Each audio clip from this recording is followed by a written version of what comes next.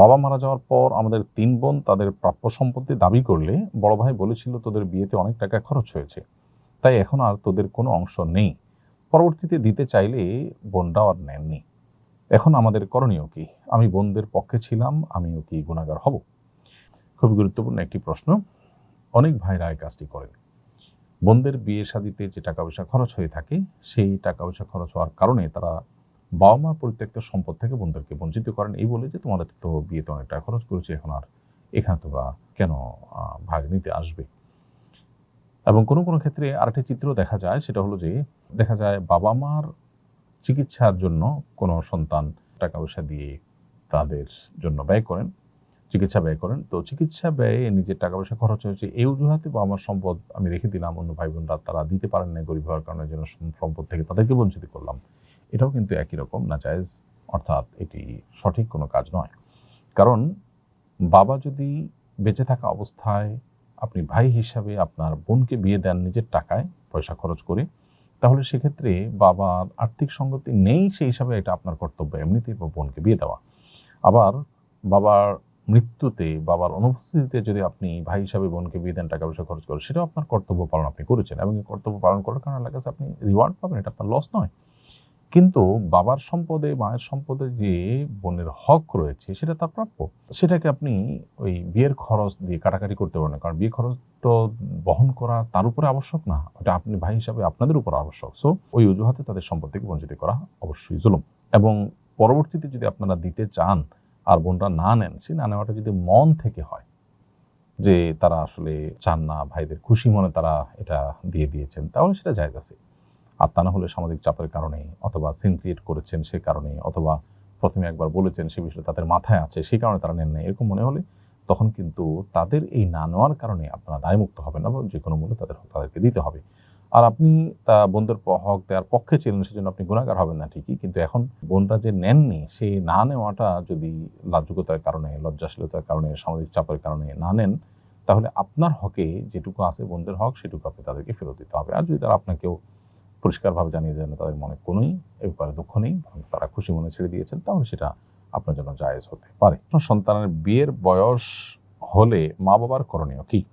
সন্তানের যদি বিয়ের বয়স হয়, তাহলে মা বাবার করণীয় হলো তাকে দ্রুততার সাথে বিবাহের উদ্যোগ নেওয়া, বিবাহের ব্যবস্থা করা, তার জন্য যাবতীয় পদক্ষেপ গ্রহণ করা। কারণ নবী সাল্লাল্লাহু আলাইহি ওয়াসাল্লাম বলেছেন, সন্তানের বিয়ের বয়স হলে তোমরা তোমাদের সন্তানদেরকে উপযুক্ত পাত্র পেলে বিয়ে দিয়ে দাও। উপযুক্ত পাত্র পেলে যদি বিয়ে তোমরা না দাও, তাহলে সেক্ষেত্রে সমাজে যে ফেসাদ এবং যে পরিমাণ ব্যত্যয় ঘটবে, যে পরিমাণ অসুবিধা তৈরি হবে, তার দায়ভার কিন্তু অনেক ক্ষেত্রেই বাবা মাকে বহন করতে হবে, কারণ তারা তাদের সন্তানকে বিপজ্জনকতার দিকে ঠেলে দিয়েছেন। অতএব এই জায়গাটাতে আমাদের সর্বোচ্চ দায়িত্বশীলতার পরিচয় দিতে হবে অভিভাবকদেরকে, এবং সন্তানদের উপযুক্ত হওয়ার পর, বিয়ের উপযুক্ত হওয়ার পর তাদেরকে বিয়ে দেওয়ার জন্য উদ্যোগী হতে হবে, তাদেরকে কর্মমুখী করার চেষ্টা করতে হবে, উপার্জনের ব্যবস্থা করতে হবে, এবং উপযুক্ত পাত্রী খুঁজে বিয়ে দেওয়ার উদ্যোগ নিতে হবে। মেয়েদের বেলায়ও একই কথা প্রযোজ্য হবে। বড় ছেলে আমাদের খোঁজ খবর নেয় না এবং আমাদের সাথে ভালো আচরণও করে না, তাই আমি আমার সমুদয় সম্পত্তি ছোট ছেলেকে দিয়ে যেতে চাই, এটা কি আমার জন্য ঠিক হবে? শরীয়ত কি আমাকে অধিকার দেয়? সন্তানদের মধ্যে যে সমতা বজায় রাখা সম্পদ দেওয়ার ক্ষেত্রে, এটা অনেক উলামা ইকরামের মতে ওয়াজিব। কারণ নবী করিম সাল্লাল্লাহু আলাইহি ওয়াসাল্লাম এক সাহাবী ক্ষেত্রে যখন হেরফের করেছেন, তাকে কিন্তু তিনি ভর্ৎসনা করেছেন এবং তিনি নির্দেশ করেছেন, আ'দিলু বাইনা আওলাদিকুম ইত্তাকুল্লাহ ওয়া'দিলু বাইনা আওলাদিকুম, তোমরা আল্লাহকে ভয় করো এবং তোমাদের সন্তানদেরকে কিছু দেওয়ার ক্ষেত্রে তোমরা সমতা বজায় রাখো এবং ইনসাফ করো। এর বিপরীতে ফুকাহায়ে আহনাফের মতে এটি উত্তম, তবে ওয়াজিব বা ফরজ নয়।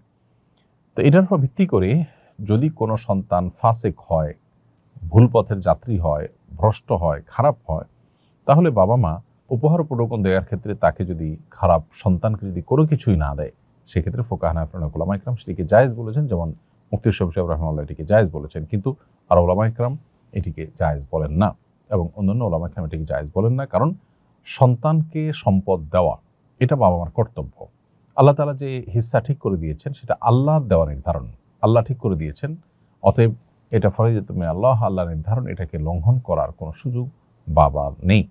বাবা যেটি করতে পারেন সেটি হলো, সন্তানদের মধ্যে কেউ হয়তো একটু বেশি ভালো, তাকে একটু উপহার দেওয়ার ক্ষেত্রে শুধু ভালো হওয়ার কারণে উৎসাহ দেওয়ার জন্য পুরস্কার স্বরূপ একটু বাড়িয়ে দিলেন, এটা সর্বসম্মতিক্রমে জায়েজ। কিন্তু সম্পূর্ণভাবে বঞ্চিত করবার এখতিয়ার আসলে বাবার বা মায়ের থাকে না। কারণ আল্লাহ এখানে নির্ধারণ করে দিয়েছেন, আল্লাহ তাআলা সম্পত্তি থেকে মাহরুম করবার অপশন রেখেছেন যদি কাফের হয়ে যায় সন্তান, মোরতাদ হয়ে যায় সেই ক্ষেত্রে। তা না হলে আল্লাহ তাআলা সে অপশন কিন্তু রাখেননি। রইসুল ইসলাম আপনি লিখেছেন, আমাদের শৈশবের বন্ধুদের একটি হোয়াটসঅ্যাপ গ্রুপ আছে, সেখানে প্রায়ই অন্য কোনো বন্ধু বা পরিচিত ব্যক্তির দোষ ত্রুটি বা ব্যক্তিগত জীবন নিয়ে আলাপ আলোচনা হয়। প্রশ্ন হলো, এটা গীবতের অন্তর্ভুক্ত হবে কিনা? উত্তর হলো, এটাও গীবতের অন্তর্ভুক্ত হবে। রসিকতা করে, দুষ্টমি করে, বন্ধুরা আড্ডার ছলেও যদি কারোর সমালোচনা করেন যেটা তিনি শুনলে কষ্ট পেতেন বা যেটা তার দোষ, তাহলে সেটা গুনাহের কারণ হবে। কারণ দোষ তার সামনে বলে তাকে সংশোধন করা যেতে পারে, দোষ বলার যে মূলনীতি আছে যাতে তিনি কষ্ট না পান, আঘাতপ্রাপ্ত না হন সেভাবে, অথবা তার পেছনে যদি সমালোচনা করতে হয় সেটি উদ্দেশ্য করা যাবে যেন তার পেছনে সমালোচনা করার মাধ্যমে তার সম্পর্কে সচেতন করা হয়, সতর্ক করা হয় যে অমুক লোকটা এরকম, তুমি সতর্ক থেকো।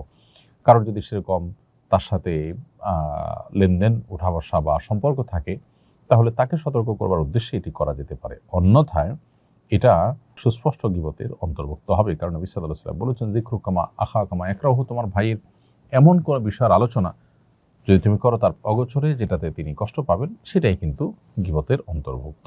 আমার ছেলেকে একটা প্রাইভেট স্কুলে ভর্তি করেছি। স্কুলের এক শিক্ষক ছাত্রদের মাধ্যমে তার সকল পার্সোনাল কাজ করান, জামা কাপড় ধোয়া থেকে নিয়ে খাবার দাবার ব্যবস্থাপনা, বাজারঘাট ইত্যাদি। শিক্ষা প্রতিষ্ঠানে তো আমার ছেলেকে কাজ করতে পাঠাইনি।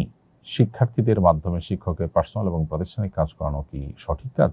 ছাত্রদেরকে শেখাবার উদ্দেশ্যে শিক্ষা সংক্রান্ত কাজ যদি করানো হয়, যেটা তার শিক্ষা রিলেটেড, সেটার কোনো শিক্ষার হয়তো প্রয়োগ, কোনো শিক্ষার হয়তো আপনার প্র্যাকটিক্যালের অংশ যদি হয়, তাহলে সেটা তো জায়েজ আছে, বলার অপেক্ষা রাখে না। আর ছাত্রদেরকে শিক্ষার সঙ্গে কোনো সম্পর্ক নেই এরকম কাজ, অর্থাৎ একান্ত ব্যক্তিগত কাজ যেমনটি আপনি বলেছেন, সেরকম কাজ যদি করানো হয় তাহলে সেটা হবে নাজায়েজ।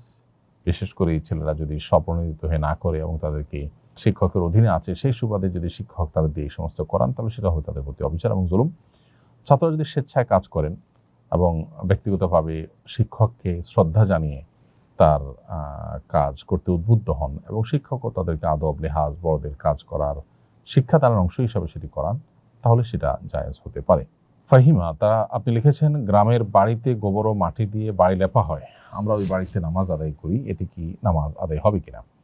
নামাজ পড়ার জন্য যে জায়গায় নামাজ পড়বেন আপনি, সেই জায়গাটা পবিত্র হওয়া জরুরি। আর নামাজের জায়গা দ্বারা উদ্দেশ্য হলো সেজদার জায়গা এবং হাত পা রাখার জায়গা। পুরো ঘর বা বাড়ি পবিত্র হওয়া জরুরি নয়।